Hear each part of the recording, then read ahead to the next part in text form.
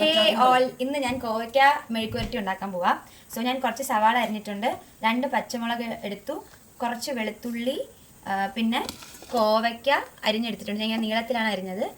കറിവേപ്പില. ഓക്കെ, പച്ചമുളക് നമുക്ക് നീളത്തിൽ അരിഞ്ഞേക്കാം. നീളത്തിൽ അരിഞ്ഞിട്ട് കുറച്ചും കൂടി സ്പൈസി ആകും. എനിക്ക് ഒരുപാട് ഇഷ്ടമല്ലാത്തതാണ് 2 മുളക് എടുത്തത്. അനുസരിച്ച് നമുക്ക് എടുക്കാം. വല്ലപ്പോഴാണ് അടുക്കളയിലോട്ടൊക്കെ കയറുന്നത്. സോ ഞാൻ ഇന്നൊരു വീഡിയോ ചെയ്തേക്കാമെന്ന് വിചാരിച്ചു.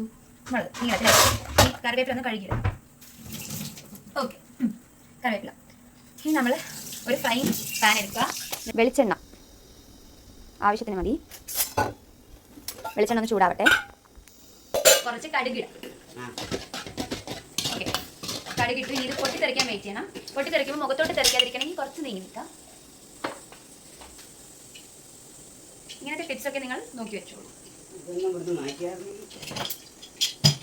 ഓ, പൊട്ടിത്തെറിക്കുന്നുണ്ട്. ഓക്കെ, ഫസ്റ്റ് കടുക് പൊട്ടിത്തെറിച്ച് കഴിഞ്ഞാൽ പിന്നെ നമ്മൾ ആദ്യം ഇടാൻ വെളുത്തുള്ളി. ചെറുതായിട്ടൊന്ന് ലൈറ്റ് ബ്രൗൺ ആവുന്ന വരെ ഒന്ന് വെളുത്തുള്ളി ലൈറ്റ് ബ്രൗൺ ആയി കഴിഞ്ഞിട്ട് പിന്നെ നമ്മൾ എന്താ ഇടുക? അയ്യോ, വെളുത്തുള്ളിയൊക്കെ കരിയിപ്പ്. പച്ചമുളക് ഇടാം. പച്ചമുളക് അതെല്ലാം കൂടെ ഒന്നിച്ചിട്ടെങ്കിൽ അപ്പൊ ആ ഫ്ലേവർ കിട്ടൂല. പിന്നെ പച്ചമുളക്, വെളുത്തുള്ളി, പിന്നെ കറിവേപ്പില ഇതെല്ലാം കൂടെ ഒന്നിച്ചിടുക. വെളുത്തുള്ളി സവാള. ഇത് എന്റെ വേ ഓഫ് മേക്കിംഗ് ആണ്. ഇനി ഞാൻ കോവയ്ക്ക മെയിൻ ഇൻഗ്രീഡിയൻറ്റ്. ഉപ്പ്, ലേശം മഞ്ഞപ്പൊടി, കാശ്മീരി ചില്ലി പൗഡർ, മല്ലിപ്പൊടി ഇച്ചിരി.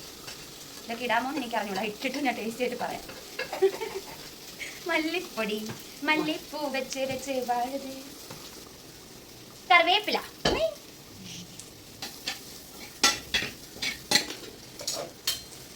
ഇത് മൂടി വെക്കാം. തേങ്ങ ചിരണ്ടിയതും കൂടി ഞാൻ ഇട്ട് നോക്കുവാണ്. ടേസ്റ്റ് എങ്ങനെ ഉണ്ടാവും അറിയാം. കോവയ്ക്ക റെഡിയായി. ഞാൻ നിങ്ങൾക്ക് കാണിച്ചു തരാം. ഇത്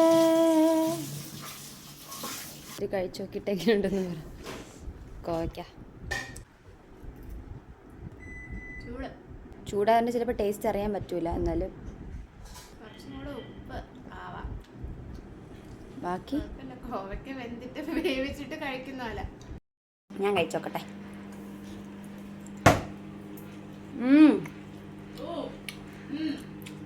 കഴിച്ചോക്ക്.